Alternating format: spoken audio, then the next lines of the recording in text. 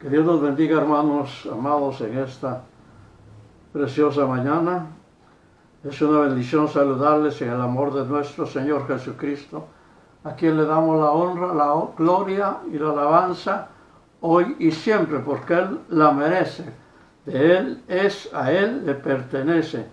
Gracias por estar nuevamente atentos a la meditación de esta mañana, esperando estén bendecidos rica y abundantemente. Gracias por estar siempre preparados ahí para deleitarse con el alimento espiritual de nuestra alma, que es la bendita palabra de Dios. Vamos a orar en este momento. Padre, que estás en los cielos, delante de tu presencia divina estamos, Señor, en este momento, Dios mío, dándote gracias por tu amor, tu misericordia, por tu bondad y tu fidelidad, Señor. Gracias, Señor, por las ricas y abundantes bendiciones que tú derramas sobre nuestra vida, Señor. Muchas gracias, Padre Santo. Sea bendito tu nombre, glorificado tu nombre. Gracias por darnos la oportunidad, Señor, de poder estar unidos con mis hermanos con el firme propósito, Señor, de recibir tu palabra, de recibir ese alimento espiritual que tanta falta nos hace, Señor. Y en primer lugar, honrar y bendecir tu nombre. Señor, bendice a cada uno por nombre, bendice mis labios, bendice todo mi ser, Señor, que tu palabra, que la palabra que salga de mis labios sea de bendición para cada uno de quienes la escuche. En el nombre de Jesús te lo ruego y te lo agradezco. Amén y amén. Muy bien, hermanos. Hemos orado. Vamos a leer la palabra bendita del Señor. Y lo hacemos. Primera de Pedro 1, 13 al 19.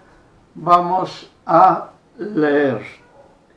Dice la santa y bendita palabra de Dios de la siguiente manera: por tanto, ceñid los lomos de vuestro entendimiento,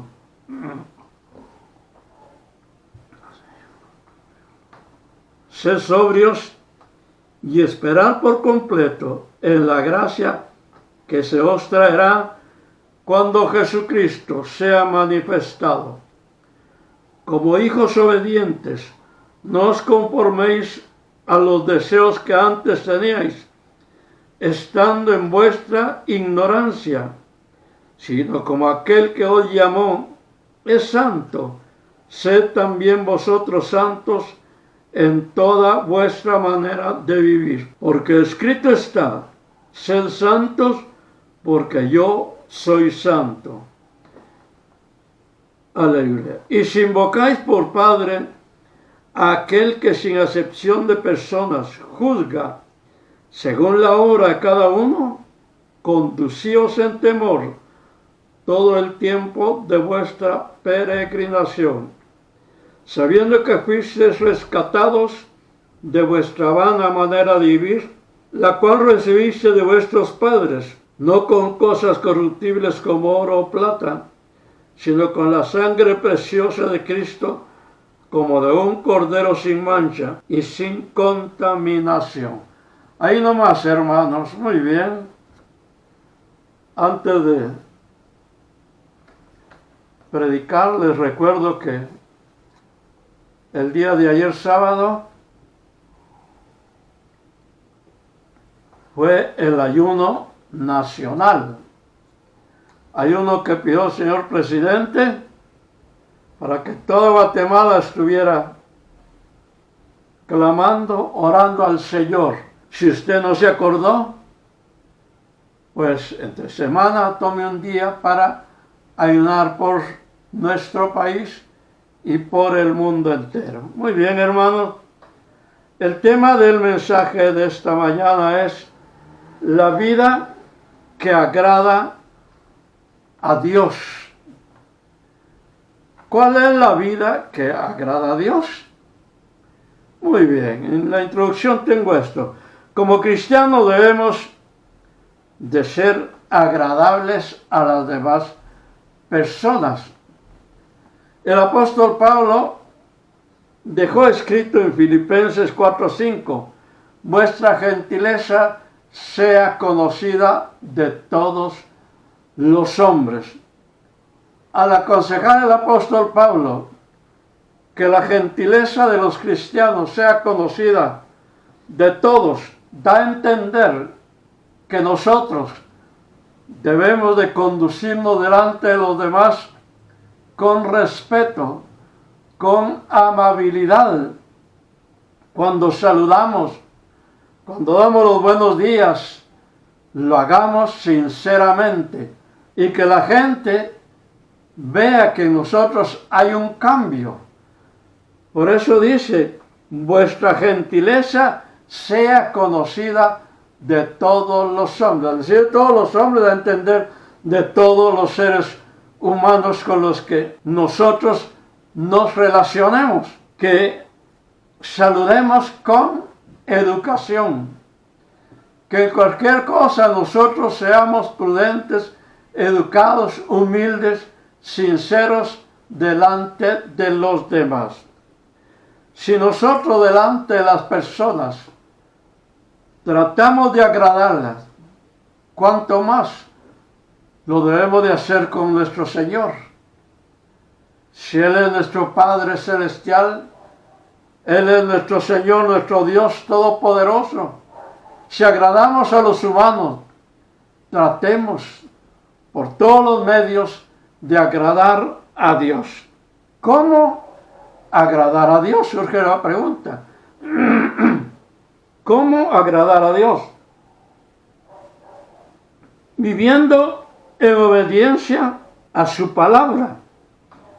El versículo 14 donde leímos dice, como hijos obedientes, no os conforméis a los deseos que antes teníais, estando en vuestra ignorancia. O sea que la palabra da a entender que nosotros somos hijos obedientes. Entonces, ¿cómo agradar a Dios? Viviendo en obediencia a su palabra. Cuando un hijo es obediente a sus padres, agrada a sus padres, no los hace sufrir. Lo mismo nosotros con Dios. Si nosotros somos obedientes, vamos a agradar a Dios. Pero si nosotros somos desobedientes, vamos a desagradarlo a Él, porque Él quiere que nosotros caminemos correctamente. Otra cosa es, teniendo siempre una renovación espiritual. Lo espiritual no es algo que llega de la noche a la mañana. Que nosotros nos convertamos a Cristo y luego digamos, bueno, ya tengo todo lo espiritual. Lo espiritual tiene un proceso también. Y ese proceso es a través de la obediencia al Señor. Nosotros vamos creciendo espiritualmente. El apóstol Pedro, si no recuerdo, hace algunos domingos prediqué donde dice él que deseemos la leche espiritual como niños recién nacidos. O sea que da a entender que aun cuando tengamos años de ser cristianos, nosotros tenemos que ir creciendo en lo espiritual, ir renovando lo espiritual. No que hoy estoy lleno del poder de Dios y ya mañana no voy a buscar de Dios. Claro, la renovación espiritual es constante y en esa forma nosotros agradamos a Dios. Sujetando nuestra mente a la voluntad de Dios también. Nuestra mente es tremenda. Mientras yo pensaba o meditaba el mensaje, venía a mi mente que las computadoras pues no tienen mucho tiempo de haber aparecido. Y ahora pues cualquiera dice, bueno, en la computadora está todo lo que yo necesito saber. Porque la computadora almacena de todo. Pero antes de la computadora también está nuestra mente. Y si usted es consciente, nuestra mente almacena cosas aún desde cuando éramos niños. Muchas cosas de niños, a mí por ejemplo, no se me olvidan. Entonces, sujetando nuestra mente a la voluntad de Dios. Nuestra mente piensa y piensa y piensa. Piensa cosas buenas, piensa cosas malas. Nadie puede decir, yo sí que nunca pienso nada malo. Claro que sí. Aún el rey David decía, líbrame de los que me son ocultos, de los errores, de los malos pensamientos. Entonces, si nuestra mente piensa cosas buenas y malas, nosotros tenemos que sujetarla a las cosas buenas. Decir como Pablo dijo, miserable de mí, que lo que yo quiero hacer no lo hago, y las cosas que no quiero hacer, esas son, decía el apóstol Pablo, las que siempre hago. ¿Qué da a entender? El gran apóstol Pablo fallaba, su mente fallaba, pero él trataba de sujetar su mente a la voluntad de Dios. Y eso es lo que nosotros tenemos que hacer hoy en día también. Entonces, ¿cómo agradar a Dios? Viviendo en santidad. Es otra cosa que no se logra de la noche a la mañana. Aun cuando la palabra dice que nosotros somos santos, estamos en un proceso de santidad. Y ese proceso se terminará cuando estemos con el Señor. Cuando ya nuestro cuerpo, nuestra mente, nuestros pensamientos, todo sea transformados y seamos, como dice el apóstol Juan, semejantes a Él. Le conoceremos tal y como Él es. Entonces, viviendo en santidad es un mandato de Dios, según el versículo 15 dice, sino como aquel que os llamó es santo, sed también vosotros santos en toda vuestra manera de vivir. No en algunas cosas, no, en toda nuestra manera de vivir tenemos que ser santos. ¿Por qué? Porque es un mandato de Dios. Y si somos hijos de Dios, nuestro Padre Santo, nosotros tenemos que ser santos. Otra cosa también es, la santidad no es opcional. A ver, si yo quiero ser santo, es cierto, como dije, tiene un proceso, pero debemos de procurar cada día vivir en santidad. Si hacemos cosas malas, tratar de pedirle perdón a Dios y vivir en santidad. El versículo 16, ya lo leí, porque escrito está, sé santo, porque yo soy santo. Da a entender que no es opcional, no es si yo quiero, no es si usted quiere, hermano, no, de ninguna manera. Yo soy santo. Nuestro Dios quiere que lo imitemos en ese sentido. Yo no sé si usted en alguna ocasión, hermano o hermana, se ha encontrado con alguien que le dice, su hijo se parece a usted. Y cuando uno le dice algo así, uno se pone feliz. Feliz. ¿Por qué? Porque el parecimiento da a entender que si nosotros somos, el hijo es educado, puede entender que ha aprendido de nosotros algo. Yo recuerdo que cuando estaba en la escuela para maestros y fue la primera graduación, en ese grupo se graduó Mariela y muchos más desde luego. Pero cuando yo le di la foto de Mariela al director nacional de escuela dominical, él llevaba los diplomas y allá en la iglesia donde hacía la graduación, ahí iba a pegar las fotos. Y cuando vio la foto, se me quedó viendo. Y le dice a los demás hermanos, miren hermano, le dice, toda la ficha de Julio. No le quitó nada. ¿Qué está dando a entender? Que mi hija se parece a mí. Imagínense, yo me sentí feliz. Y cuando nos juntamos con otras personas por ahí, decían, su hija se parece a usted y su hijo se parece a su esposa, porque es canche. De manera que uno se siente contento con que le digan que sus hijos se parecen a uno. Ahora imagínense, ¿cómo sentirá Dios cuando Él ve que sus hijos son santos o están procurando tener ese proceso de santidad? Por eso el versículo 16 que leímos dice, porque escrito está, sé santo porque yo soy santo. ¿Quién? Nuestro Padre Celestial es santo. Y Él demanda que nosotros seamos santos. Entonces la santidad no es opcional. Tenemos que conducirnos con temor a Dios.